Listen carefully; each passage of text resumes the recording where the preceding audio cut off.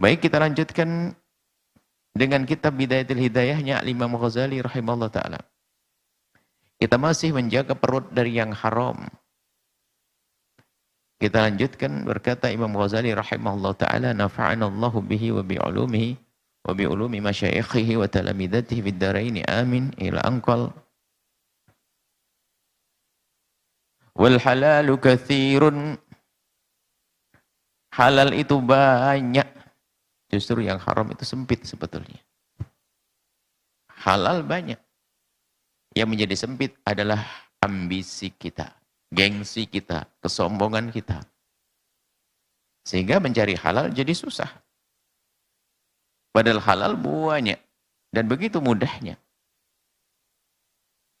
Yang menjadikan orang susah mencari halal adalah kesombongan. Tapi kalau orang sudah takut kepada yang haram dan hilang kesombongan, atau dia berusaha untuk memangkas kesombongan, ternyata halal begitu dekat di hadapan mata. Kesombongan nih gengsi, nggak mau kerja ini malu, nggak mau kerja itu malu. Padahal sesungguhnya asalkan halal, bangga, tidak perlu malu. Seorang lelaki yang sangat mulia, mulia dunia, mulia di akhirat, sampai hari ini sanjung-sanjung. Imam Ali bin Abi Thalib. Bagaimana hidup beliau? Mantu baginda Nabi sallallahu alaihi wasallam. Sepupu yang seperti adik, seperti saudara sendiri. Sangat dekat sekali dengan baginda Nabi sallallahu alaihi wasallam.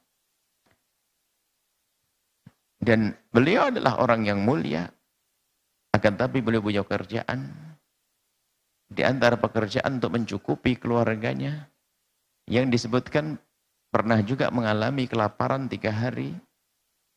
Kalau biasa, kalau lapar biasa. Beliau bekerja, Imam Ali bin Abi Thalib menurunkan kurma. Bukan kurmanya sendiri, kurmanya orang. Jadi digaji, tenaganya diganti. Sehingga itulah yang kadang gaji sehari bisa dipakai makan 3 hari. Kadang gaji 3 hari bisa dipakai makan 1 hari. Akan tapi dengan demikian apakah mengurangi kehebatan Imam Ali? Tidak. Imam Ali tidak rendah. Imam Ali tidak. Dan menjadi rendah karena yang demikian itu. Maka apapun yang dikerjakan orang tua kalian, asalkan itu halal, jualan di pasar, bertani, berkebun. Halal. Dan selagi halal dalam keberkahan. Ada di bawah naungan as, di bawah naungan yang sejuk, di bawah naungan yang rindang, bahkan mungkin di dalam ruangan yang sejuk, tapi kerjaannya haram, apa artinya? Halal mudah, jualan teh halal, nggak usah gengsi, nggak usah sombong. Maka dikatakan Imam Ghazali, halal itu banyak sekali. Adapun untuk mengetahui mana halal haram juga nggak usah terlalu ribet sampai was-was, sampai kebingungan, akan tapi cukup zahirnya saja. Walaysa 'alaika an tatayaqqana bi bawatinal umur. Nggak usahlah kita terlalu pengen tahu tentang detail-detailnya. Saking waspada halal haram, nanti setiap hari bapaknya ditanya, bapak kerja di mana, dapat apa ini. Terlalu detail, ini dari mana? Ayam. Punya ayam, ini ayamnya kayak, ini betul ayamnya ayah. Yang dibuat sama ayah, kok ribet. Selagi miliknya ayahmu, selesai milik ayahmu. Nggak usah detail-detail ke dalam. Kalau sampai menjadikan sebab kalian itu kerepotan. Dohirnya ayah ibumu jual beli, sudah. Ternak ayam, ternak kambing, sudah. Itu sudah selesai. Halal. Bal akan tetapi, alaika antahtadiza, untuk menjaga diri, menghindar, mimma ta'lam, dari apa yang kau ketahui dengan yakin, annahu haram, itu haram. Sudah, itu saja. Yang jelas-jelas haram itu yang harus kau hindari. Yang jelas saja.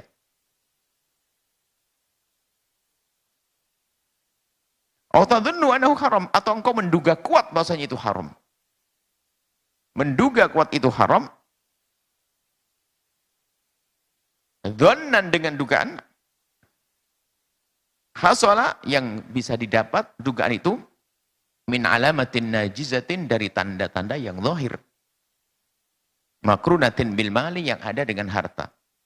Jadi kalau disebut harta itu langsung kebayang, wah ini haram. Atau kayaknya haram bener. Kayaknya haram. Misalnya riba, ya jelas haram, gak usah pikir.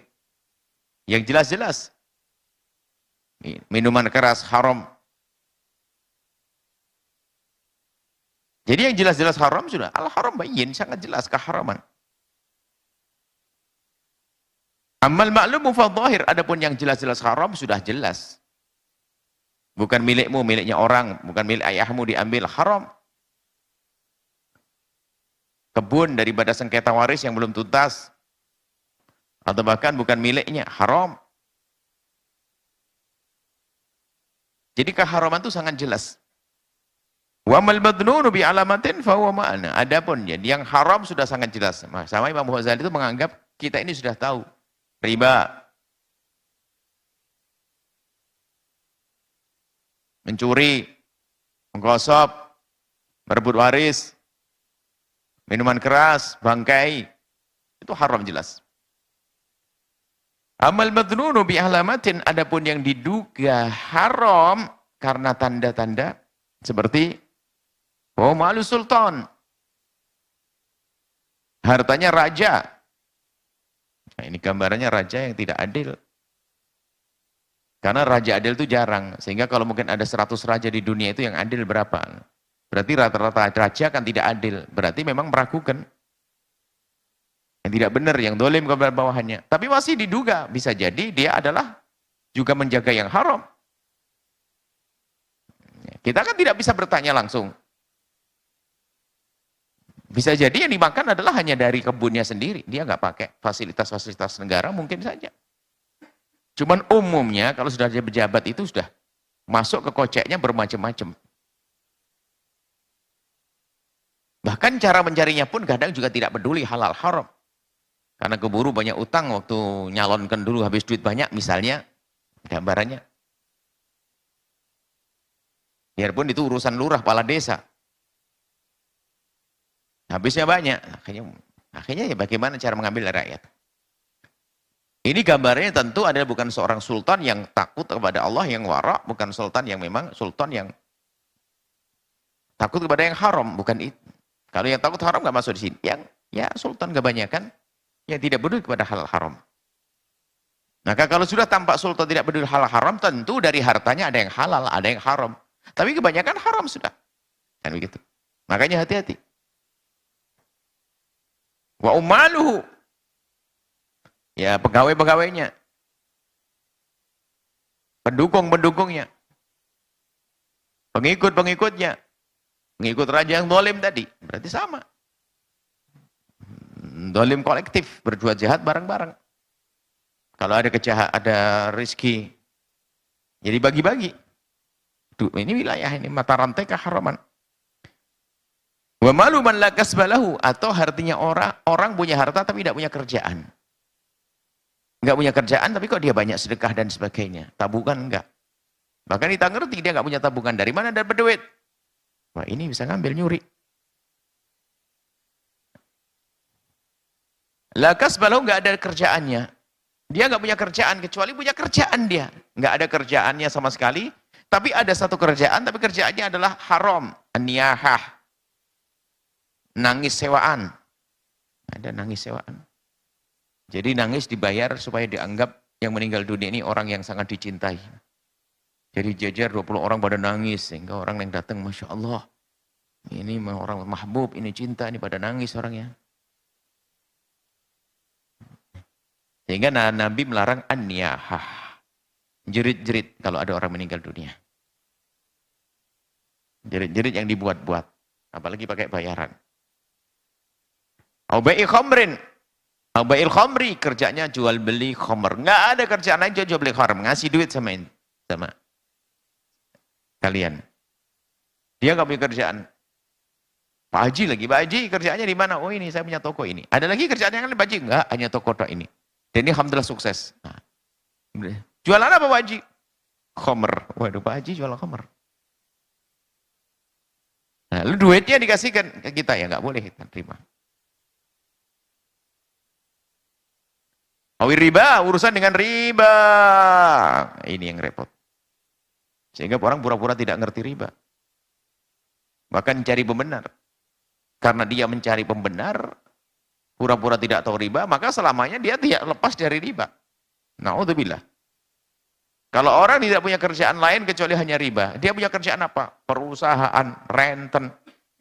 Dia memang nggak punya apa-apa, hanya perusahaan namanya renten. Rentenir. Hanya itu perusahaannya, namanya rentenir, perusahaan besar rentenir.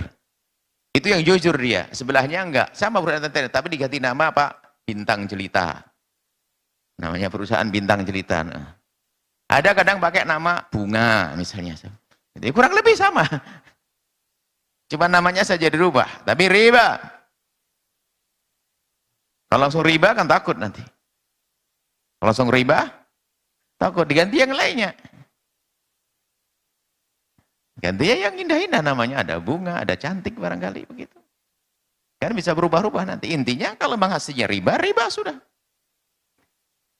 Tinggal sebagai seorang santri hebat, orang insaf itu begitu mudah menerima kebenaran. Kalau ada dikatakan itu riba, ya sudah riba. Minta pada Allah, ya Allah, entaskan kami dari riba ya Allah. Insaf dia. Yang nggak isap cari pembenar. Ada enggak fatwa Ustadz yang membenarkan ini bukan riba, menjadikan ini bukan riba? Bulet. Makanya dia tidak terentaskan dari riba. Bahkan mungkin, mohon maaf penuntut ilmu ini khususnya, harus bersih dari harta bersih. Pernah kita sampaikan, kalau orang tua hartanya haram jangan ngirim kepada anaknya, itu menghambat kami mengajar mereka. Orang tua yang rezekinya haram jangan ngirimi anaknya deh, jangan ngurusi anaknya. Menghambat malahan, mempersulit. Ya, annal ilma nurun, ilmu itu cahaya, nggak bisa diambil dengan cara haram begitu. Kita ngajar kenceng, ngajar serius, ngajar bener, tatanya anaknya dicekoi dari yang haram.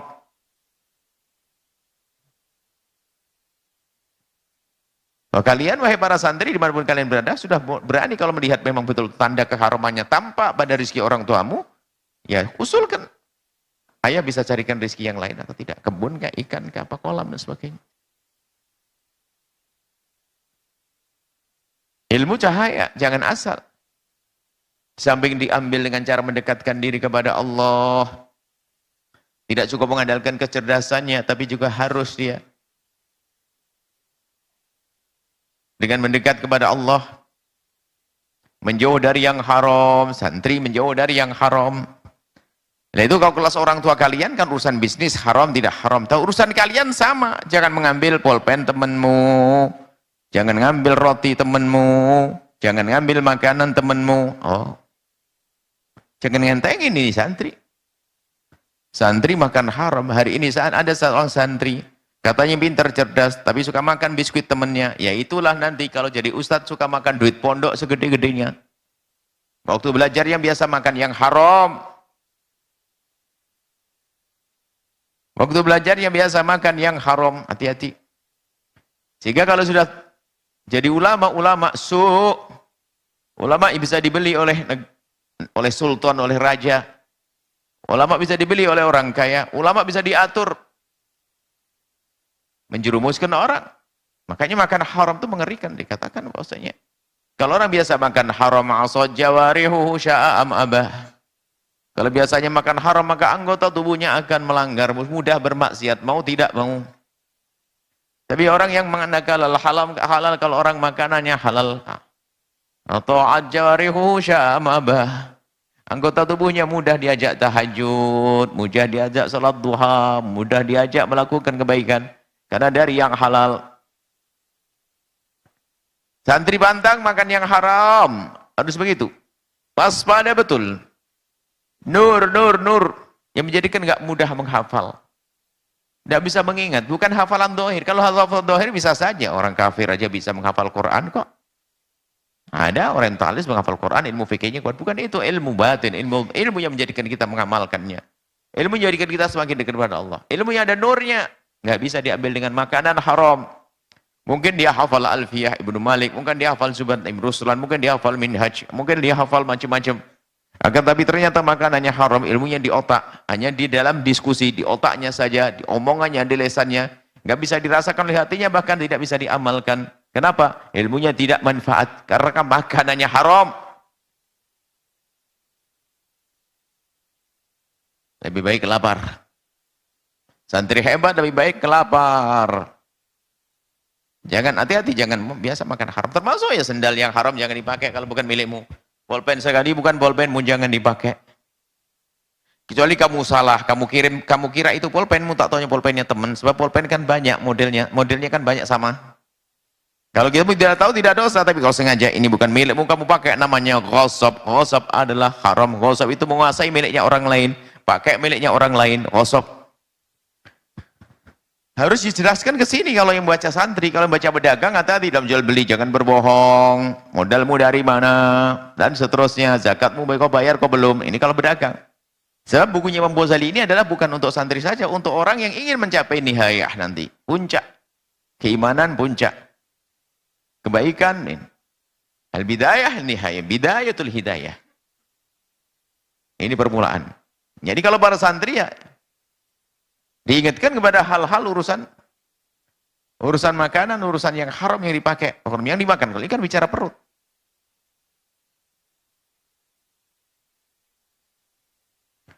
Wal mazamir, dan juga ada seruling-seruling. Tentunya ini dimaknai adalah alat-alat. Wa ghairi dzalika min alatil lahwi, dan yang lainnya adalah alatul lahu.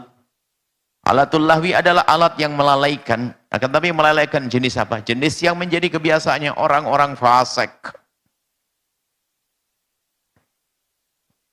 Jadi ini adalah, di situ kan ada.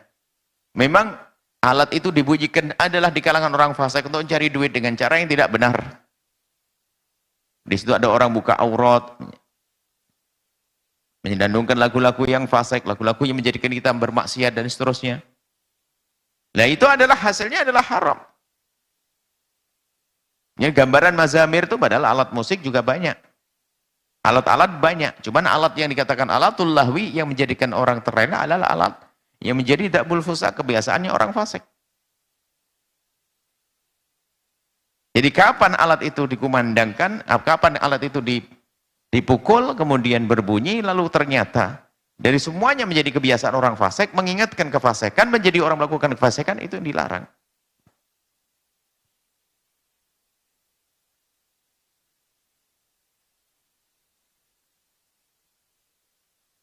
Nah itu. Adapun lahu, tidak semua yang lahu diharamkan. Ada lahu diharamkan. Darbul khail, main kuda, sibahah, renang, mutaba'atun nisa'i, suami dengan istrinya, ada lalai semuanya, tapi halal. Jadi tidak semua yang melalaikan adalah haram. Melalaikan yang haram adalah jadi yang membawa kepada kemaksiatan. Itu pembahasan masalah alat musik tentunya. Buya sudah bahas dalam pembahasan yang khusus. Fa inna man 'alimta anna aktsara malihi haramun, kalau engkau mengetahui seseorang bahwa hartanya itu mayoritas atau kebanyakan dari yang haram,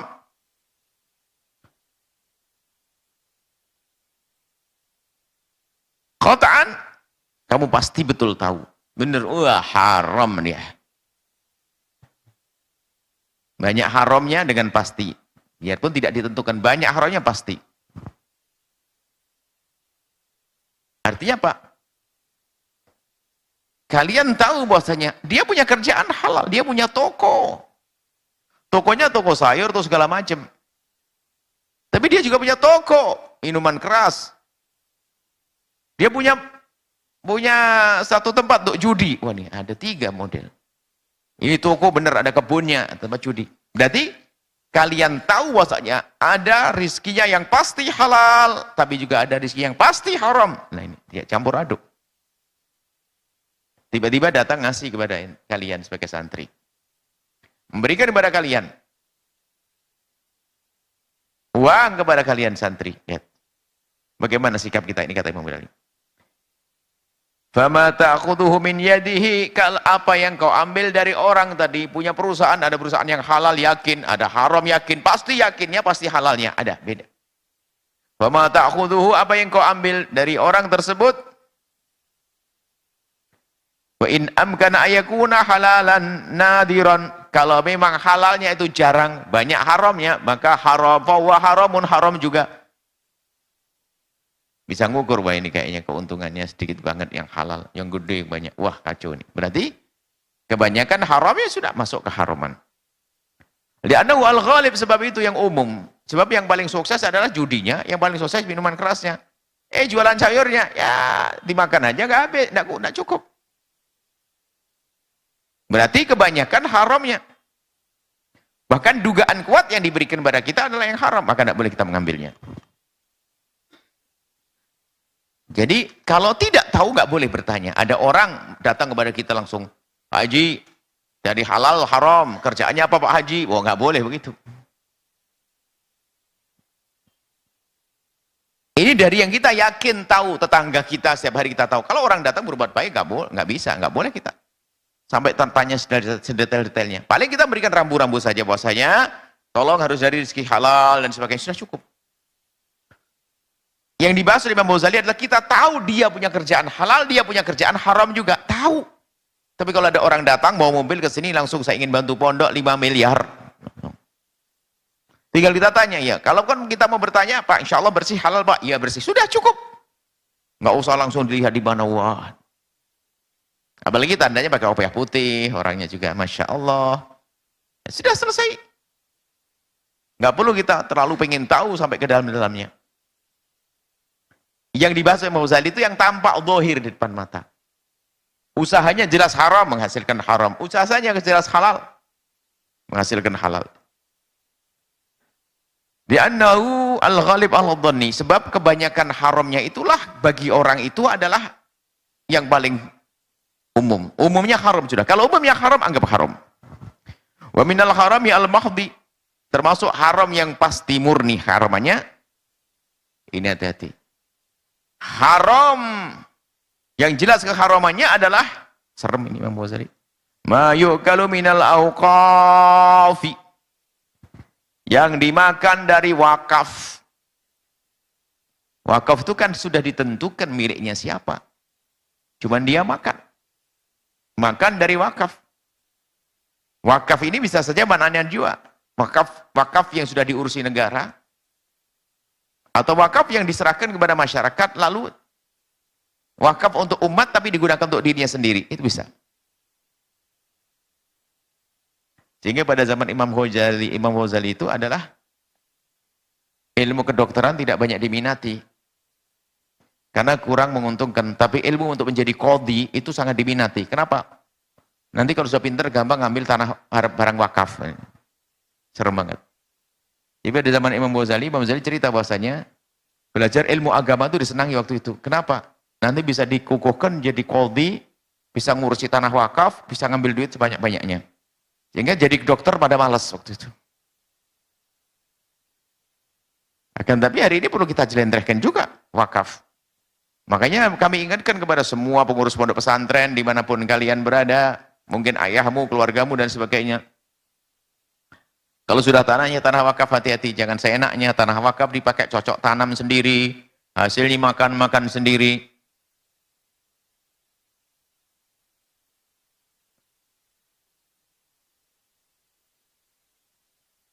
Kalau kita bukan bagian orang yang boleh memakannya, tidak diperkenankan. Dan itu pun ada aturan mainnya, cara makannya. Tidak semuanya boleh mengambil tanpa aturan.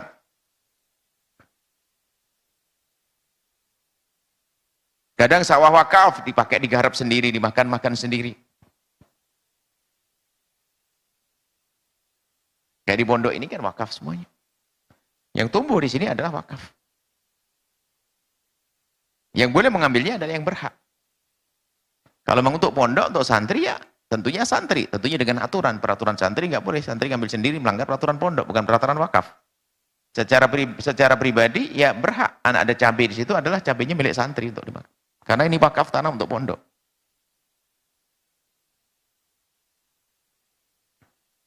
Mentang-mentang kiainya seenaknya sendiri, nggak bisa dong. Hati-hati. Kiai terjerumus nanti.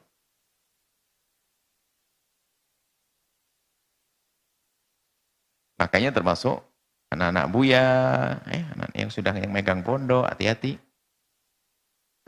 Kelapa yang tumbuh di sana bukan kelapa, mutu kelapa tanah wakaf.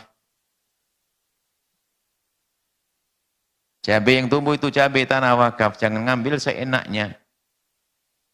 Kalau memang untuk urusan pribadimu, dihitung dong, makanya bayar, kiainya bayar. Ini kelapa sudah dibayari semuanya. Makanya kalau ada pengen makan, minta izin nanti. Karena sudah dibayari semuanya. Digambarkan per bulan ini ada kelapa berapa yang diturunkan. Nah, supaya tidak haram nanti. Yang kalau seandainya ada orang luar pengen, yang bisa ngizini ya, yang telah menggantinya. Kurang lebih seperti itu. Artinya harus waspada. Ini gambarannya Imam Ghazali dengan wakaf.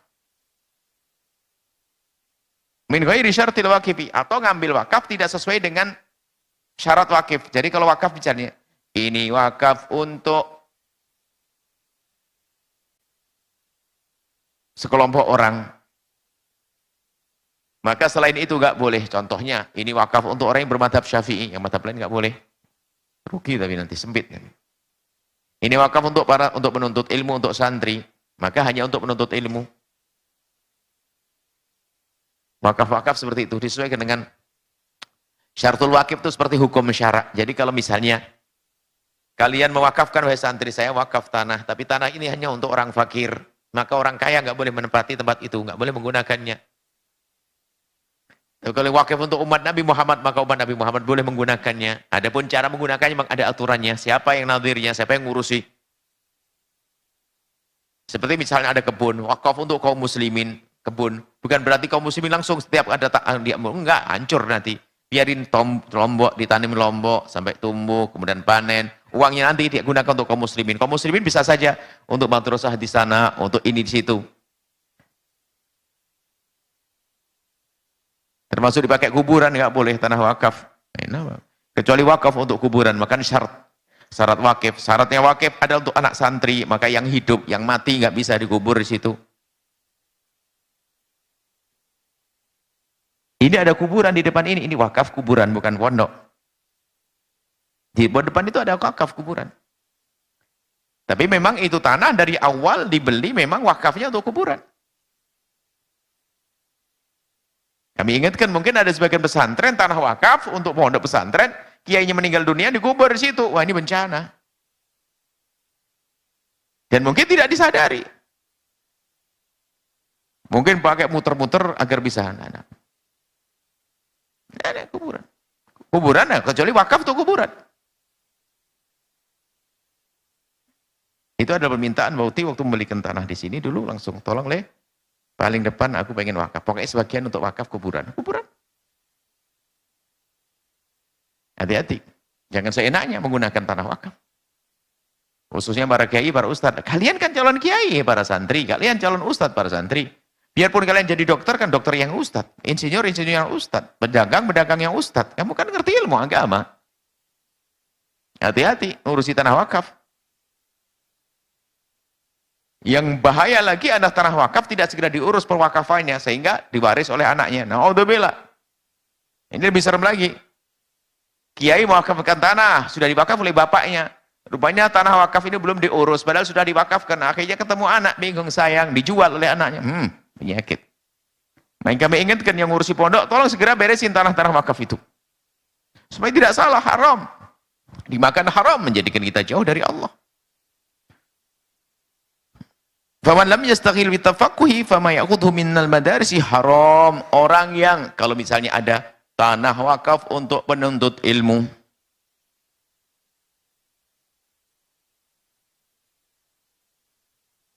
atau satu kamar, atau orang bangun satu gedung ini untuk penuntut ilmu, atau sawah ini hasilnya hanya untuk penuntut ilmu, Maka orang yang tidak belajar nggak boleh ikut makan di situ. Malam yastahil tafaqquhi, orang yang tidak menyibukkan diri belajar ilmu fikih tafaqquh. Fama ya'khudhuhu minal madarisi, maka yang diambil dari madrasah-madrasah wakaf itu adalah haram. Yuk kita koreksi. Mungkin di keluarga kita hati-hati.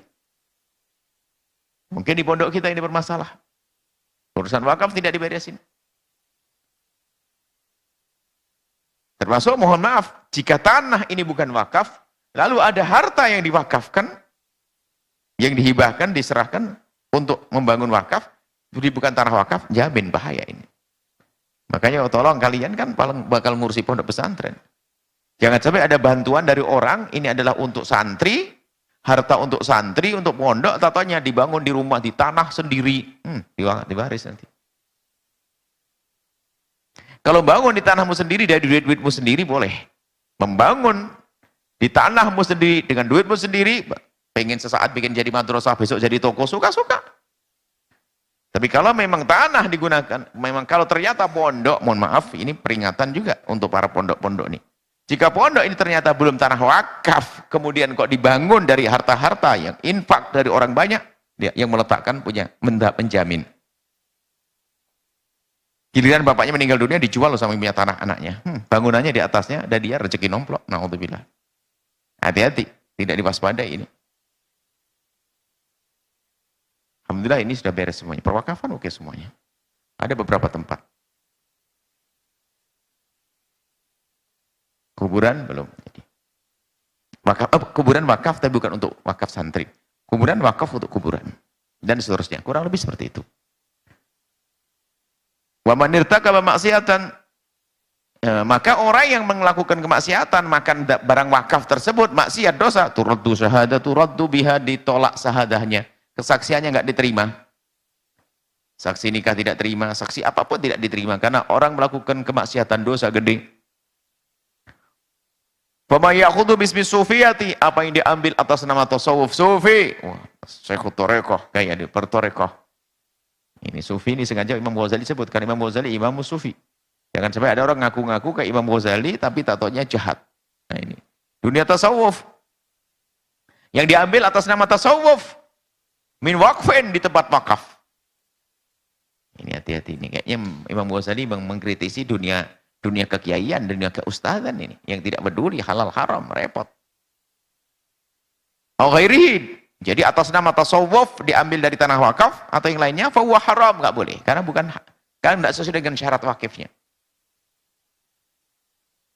Mungkin kalau kita bangga-banggakan atas nama, memang kesolehan itu memang atas nama agama, menjual agama untuk ngambil tanah wakaf, proposal wakaf sana sini.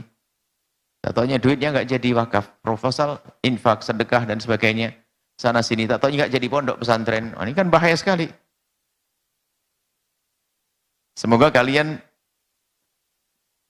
diberi Allah kemuliaan dengan amanat yang besar dan kalian bisa menjalankannya. Jangan sampai amanat gede tidak bisa menjalankannya. Hati-hati. Amanat besar dan bisa menjalankannya. Pondok pesantren yang ngurusi pondok berat, jangan. Hati-hati. Jangan pondok untuk cari duit, nanti kan bahaya sekali. Untuk bisnis. Untung saja. Masjid juga begitu. Promonya gede-gedean, masjid ramai masjid ini, kelopak masjidnya buat sakunya dia, haram. Wa qad dzakarna madakhil syubuhati, sudah kami sebutkan tentang madakhil itu celah-celah subhat itu bisa masuk ke kita. Wal halal wal haram, dan hal yang halal haram. Jadi ada pembahasan tentang hal-hal yang syubhat, tentang halal haram dengan detail agar kita waspada. Imam Ghazali sudah menjelaskannya di dalam satu buku yang khusus, fi kitabin mufradin, satu kitab yang khusus, min kutubi ihya'i ulumuddin, min kitab ihya'i ulumuddin, dari kitab Ihya' Ulumuddin. Min kutubi, kan kitab awal, kitab masalah ini kan Ihya' Ulumuddin, di dalamnya ada kitab 1, kitab 2, kitab masalah, pembahasan kurang lebihnya seperti itu. Ihya' Ulumuddin. Min kutubi Ihya' Ulumuddin. Jadi ada kitab Ihya' Ulumuddin, kitab yang Ghazali yang sangat masyhur, berjilid-jilid. Di situ dijelaskan dengan detail Imam Ghazali. Fa'alaika bitolabihi, maka hendaknya engkau bisa mencarinya. Fa inna ma'rifatal halali, sebab mengetahui yang halal, wal talabuhu, fa inna ma'rifatal halali, sesungguhnya untuk mengetahui yang halal, wa talabahu, dan mencari halal itu faridatun ala kulli muslimin, wajib bagi seorang muslim, kas shalawatil khamsi, seperti salat 5. Ayo kita berpikir tentang halal, yang halal. Hati-hati jangan sampai kita kepleset ngambil yang haram. Ini terus harus kita perdengarkan di telinga kita.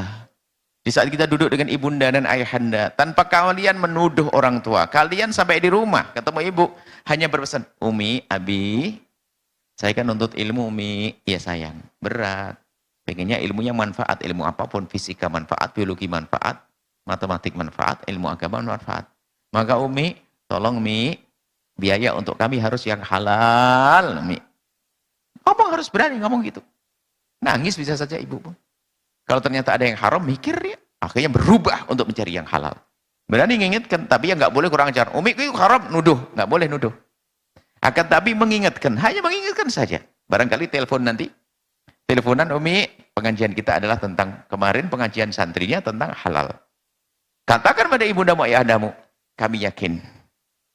Ibu, Umi sama abinya pasti mengambil yang halal untuk kami. Cuman kami ingatkan saja. Pokoknya jangan sampai yang haram gitu toh. Haram menjadikan beban, haram mempersulit, haram menjadi penghalang, haram hijab. Penghalang untuk kita sampai pada ilmu yang manfaat. Maka hati-hati, jangan biasa makan yang haram. Sampai di sini insyaallah. Semoga Allah mudahkan kita untuk mendapatkan yang halal. Dalam hadis yang dalam doa yang kalian baca setiap habis sholat, Allah makfina bi halalik an haramik. Itu Nabi yang ngajari, Allah makfina bi halalika. Itu doa Nabi yang diajarkan Nabi. Bahkan doa itu secara spesial adalah doanya orang banyak utang, pengen bisa bayar utang, dikasih doa oleh itu Nabi. Allah makfina bihalalika an haramika wa aghnina bi fadlika amman siwak.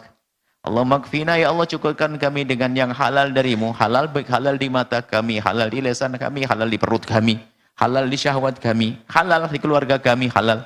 Allah makfina bihalalika an haramik wa aghnina, ya Allah cukupkan kami dengan yang halal darimu hingga kami jauh dari yang haram. Wa aghnina bi fadlika amman siwak, dan kami mohon ya Allah cukupkan kami ya Allah dengan karuniamu ya Allah, sehingga kami tidak bingung sibuk-sibuk dengan yang lain selainmu, dengan selainmu ya Allah. Ini doa yang diajarkan Nabi, halal halal halal.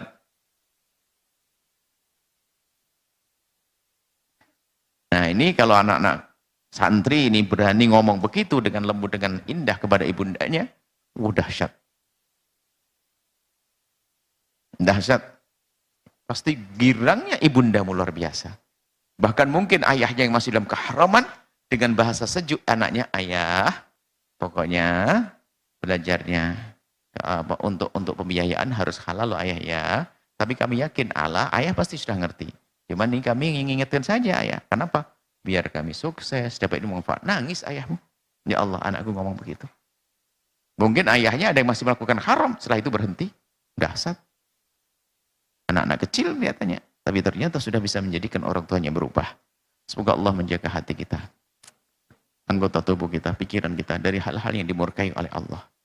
Semoga Allah mudahkan kita untuk mendapatkan yang halal, mencukupkan dengan yang halal, dijauhkan dari yang haram. Allah mengampuni orang tua kita dan guru-guru kita, anak-anak kita dan anak-anak dan para santri dijaga oleh Allah, diberi segala kebaikan. Semuanya panjang umur, sehat, afiat, husnul khatimah. Al-Fatihah.